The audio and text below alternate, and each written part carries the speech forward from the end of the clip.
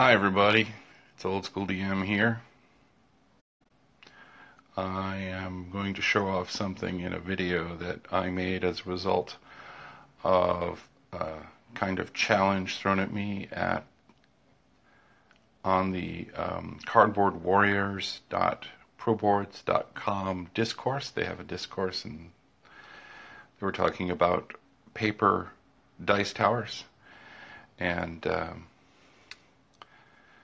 a certain person who will go unnamed challenged me to create a fold flat paper dice tower that worked, and of course that got in my craw, making a fold flat paper dice tower. Even though I don't really use dice towers, just seemed like an interesting challenge. So I'm going to show you my working prototype. I don't know if I'm ever going to ship it, but here we go.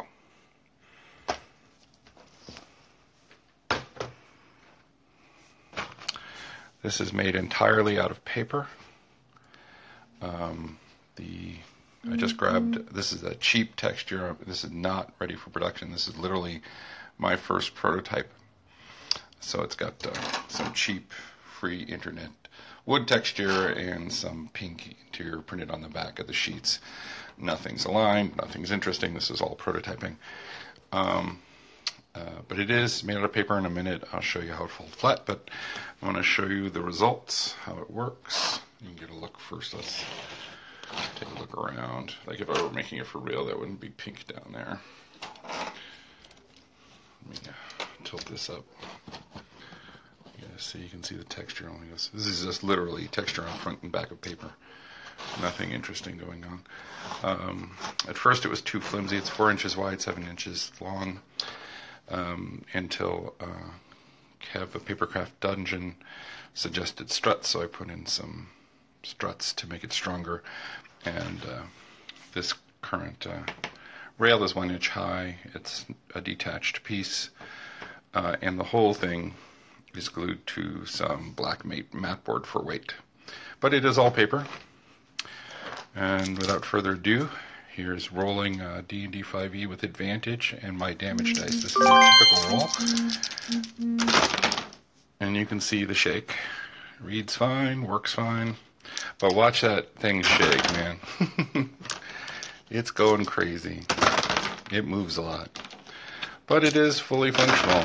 Let's go ahead and see how many I can jam in there at once. Call this Fireball. That's not bad for paper. What do you think? I get too many, they hop out because they hit other dice that hop out. I like the randomness. I like the thing. It's pretty flimsy otherwise, but let me show you what it's made of.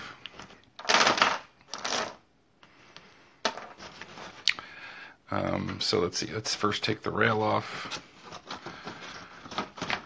It's really 22 inches.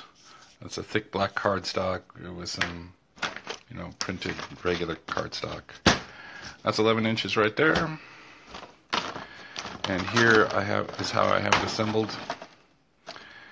I'll show you the assembly in a second, but I want to show you it disassembled. So this is unfolded. And the supports flatten. You can flatten the wings in like this, and maybe that. So there you go. It's full flat. I haven't tried putting these together yet. I'm showing this video because I don't think I'm ever going to go beyond the prototype stage. This is just an interesting, fun little challenge. Can you do it? You certainly can do a all-paper full flat tower. That's pretty cool. I will reassemble it so you all can watch how it goes together. And the secret of its assembly is the lower ramp is glued to there. There's these tuck pockets. Can you see that? There's one on each one of the wings here. And the tabs, these tabs right here, tuck in the pockets. If I did this again, I'd make the tabs deeper. I'd make them triangle shaped and make them deeper. So let me set the phone down for a minute and do that tuck real quick. I'm still here. I'm just doing the tuck with both hands because it takes a little work. show you the tuck here.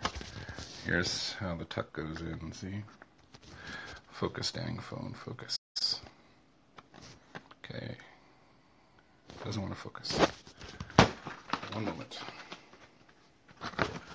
Alright. Hello. How did that swap?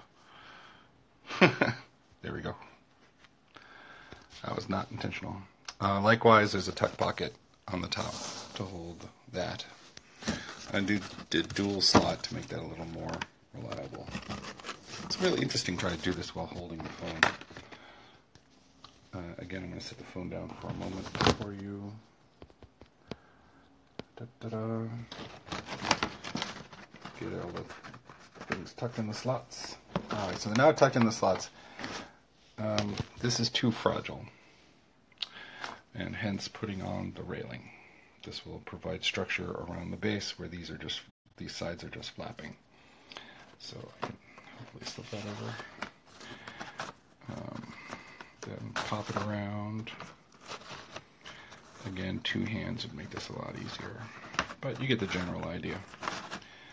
And now you have an all full flat